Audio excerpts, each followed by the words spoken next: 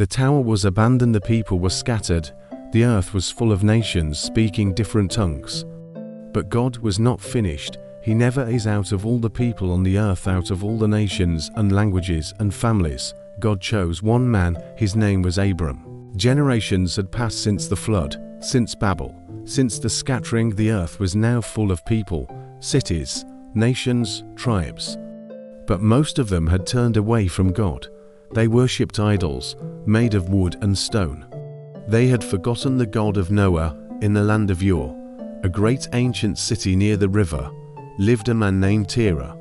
And Terah had a son named Abram. Abram grew up. He married a woman named Sarai. She was beautiful, she was faithful, but she could not have children, and yet God had chosen this man. One day God spoke to Abram, not through a prophet, not through a dream, directly, personally, like a man speaking to his friend. Leave your country, leave your people, leave your father's household. Go to the land I will show you. Abram stopped. God continued, I will make you into a great nation. I will bless you. I will make your name great. You will be a blessing. I will bless those who bless you, and whoever curses you will curse, and all peoples on earth will be blessed through you. The same people who had tried to make a name for themselves at Babel had failed. Now God was offering to make Abram's name great, not through pride, but through faith and obedience. Abram did not argue. He did not ask for proof. He did not demand to know exactly where he was going. He simply obeyed. He packed everything he owned. He took his wife Sarai. He took his nephew Lot. He took all his servants and his flocks and herds, and he left. He was 75 years old. He left behind his home, his city, his family, his comfort, everything familiar. He walked into the unknown, following a voice, following a promise, following a God he trusted completely. So Abram went as the Lord had told him. The journey was long and hard, desert roads, mountain passes, strange lands and unfamiliar faces.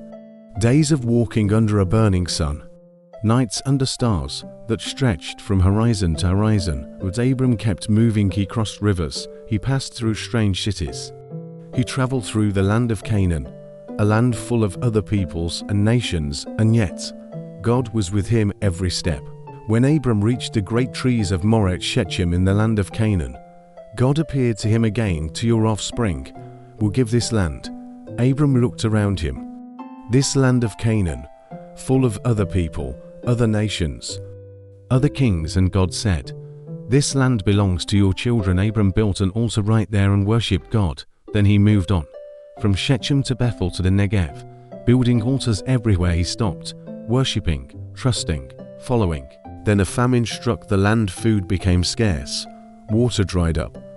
The flocks began to suffer. Abram made a difficult decision.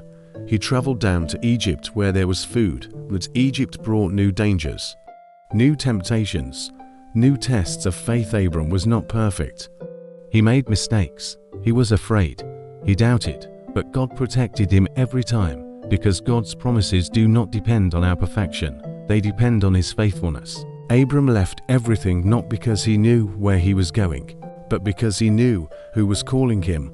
That is what faith looks like, not certainty about the destination, the trust in the one leading you. God took a man with no children, no land, no nation, and promised him descendants as numerous as the stars, and Abram believed him. Stay with us as we continue the complete Bible story next. Abram faces his greatest test, yet a war, a rescue, a mysterious meeting, and a covenant that would change history forever. Subscribe. Don't miss what's coming.